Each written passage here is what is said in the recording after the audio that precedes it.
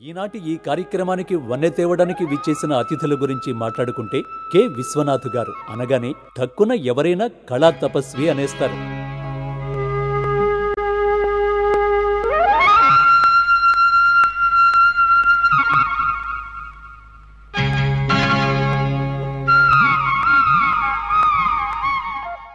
Padmashri doctor K Vishwanath ప్రతిభావంతులైన దర్శక దిగ్గజం.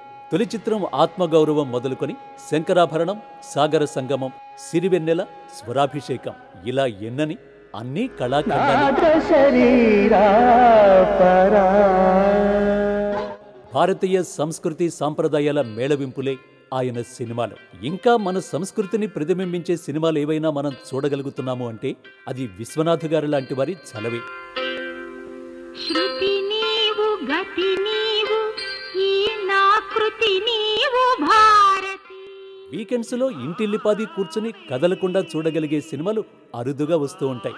ఆ సినిమాలు ఇలాంటి అరుదైన దర్శకులవే. కుప్పగా మన మీద పోయరు, గొప్పగా మలుస్తారు.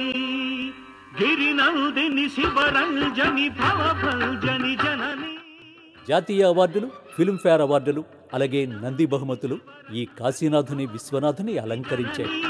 శత విధాల శృతి విధాన సుతులు సలుపలేని నీ సుతుడనే శివాని శివాని భవాని.